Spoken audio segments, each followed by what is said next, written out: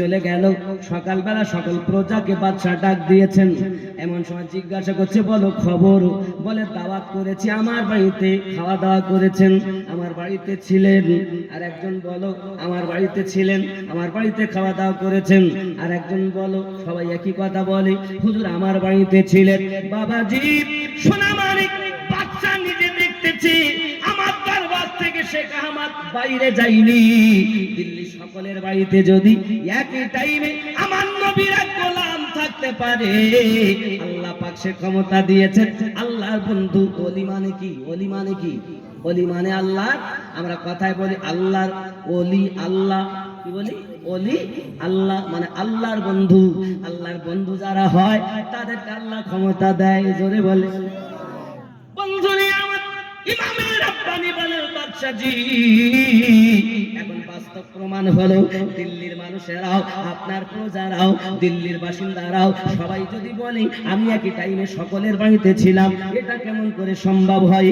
সঙ্গে সঙ্গে বলতেছেন, আমি আদনা একদম নবী পাকের গোলাম, আমি কোন নবী নই, আমি আহলে বায়াতের মধ্যে নই, আমি আপনার কোন সাহাবী নই, আমি একজন গোলাম, আমার নবী পাকের কদমে ধুলো হতে পারিনি। আমাকে যদি আল্লাহ এত ক্ষমতা দেয়, একই মুহূর্তে যদি সকলের বাড়িতে আমি দাওয়াত খাইতে পারি, তাহলে আল্লাহ আমাদের নবীকে কত ক্ষমতা দিয়েছে। বাদশার বুঝতে বাকি হলো না, সঙ্গে সঙ্গে বলে ঠিক আছে আমি মেনে নিলাম। বাদশা কলেমা পড়ে হুজুরের কাছে পুনরায় ঈমান নিয়ে এসেছে। জোরে বলে যুবকরা আমার ইমামে রাব্বানি মুজাদ্দিদ আল-ফিসানি রাদিয়াল্লাহু তাআলা তরিকতের মানুষ আমি, নকশবন্দিয়া মুজাদ্দিদিয়া তরিকতে বায়াত আমি। ইমামে রাব্বানি 11তম আওলাদ, এখনো দিল্লির সারজমিনে আছে।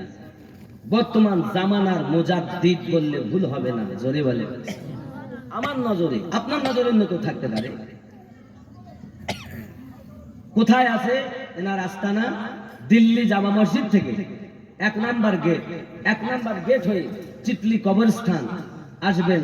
হে বাবা, মাদ্রাসায় পড়ানো হয় পাঠ্যপুস্তক সারে জামি, মাদ্রাসায় পড়ানো হয় মাদ্রাসার পাঠ্যপুস্তক সারা জামি। এই সারা জামির লেখক ইমাম জামি, তিনি ওই দরবারে এসেছেন।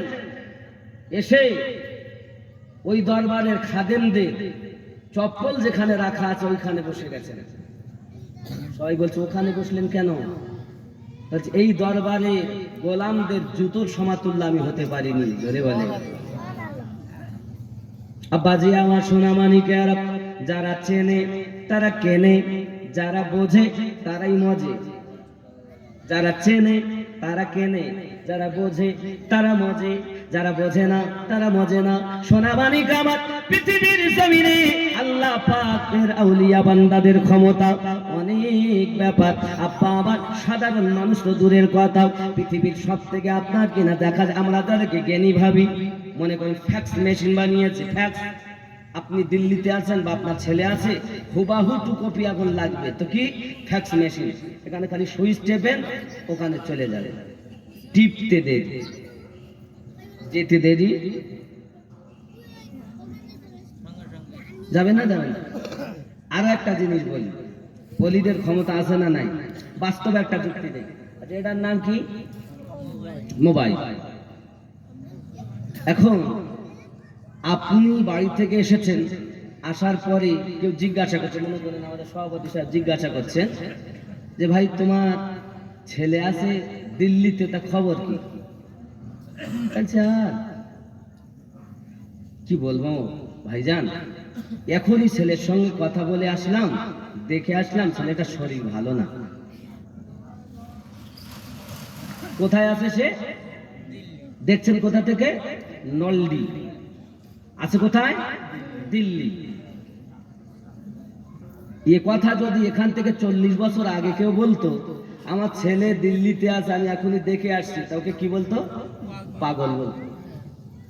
কারণ সেই সময় এই টেকনোলজি ছিল, কথা বলেন না কেন, ছিল না। যার কারণে এখান থেকে 40 বছর আগে যদি কেউ এ কথা বলতো আমার ছেলে দিল্লি আছে, আমি দেখে এসেছি, শরীর ভালো না, তাহলে বলতো পাগল হয়ে গেছে, লোকটার ব্রেন খারাপ হয়েছে, উপরিত হয়েছে, কবিরাজ দেখা, ডাক্তার দেখা, বলতো না? কিন্তু এখন যদি কেউ এসে বলে আমার ছেলে দিল্লিতে আছে, শুনতেছি শরীরটা খারাপ শোনা যায়, কিন্তু ছেলেটাকে দেখতে পাচ্ছি না, তখন একটা 5 বছরের ছেলে বলবে ইয়ে পাগল হয়ে গেছে। কেন? বলে তুমি তার নাম্বারটা দাও, আমি তোমার ছেলেকে দেখিয়ে দিচ্ছি, তার নাম্বারটা বলো। কিসের মাধ্যমে দেখাবে? ঠিক না ভুল বলছি আমি? এখন এই টেকনোলজি আছে বলে এখন যদি কেউ বলে ছেলে দিল্লি আছে দেখতে পাচ্ছি না, তাহলে তাকে পাগল বলবে। আর এখান থেকে 40 বছর আগে যদি বলতো আমার ছেলে দিল্লি আছে আমি দেখতে পাচ্ছি না, তাকে পাগল বলতো। কেন? এই টেকনোলজিটা তখন ছিল, এখন হয়েছে, বিধায় মানুষ বিশ্বাস করবে নাকি বলে? পৃথিবীর বুকে পৃথিবীর মানুষ যে জায়গাতে যাইয়া তার প্রেরণ হার মেনে যায়, বৈজ্ঞানিকের বিজ্ঞানী তার জ্ঞান সীমাবদ্ধ বাবাজি আমার, যেখানে গিয়ে ফেল হয়ে যায়, সাধারণ মানুষের জ্ঞান যেখানে ফেল হয়ে যায়, সেখান থেকে আল্লাহর ওলিদের খেলা শুরু হয়ে যায়। তুমি ব্রেনে আনতে পারবে না, এটার নাম হলো কারামাত। মানুষের ব্রেন যেখানে হার মানে, বিজ্ঞানীদের ব্রেন, সায়েন্সের ব্রেন, যত বড় ধরনের জ্ঞানী হোক না কেন, তাদের জ্ঞান যেখান থেকে ফেল, আল্লাহর ওলিদের সেখান থেকে শুরু খেল।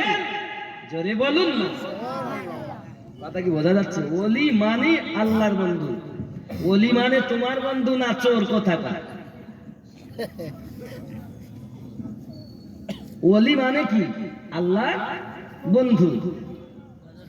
পৃথিবীতে হ্যাঁ হ্যাঁ কোন গজল? হ্যাঁ হ্যাঁ ওলি মানে আল্লাহর বন্ধু, ওলি মানে আল্লাহর বন্ধু, পার হবে সে ভব সিন্ধু, কভু নয় সে নিরানিন্দু।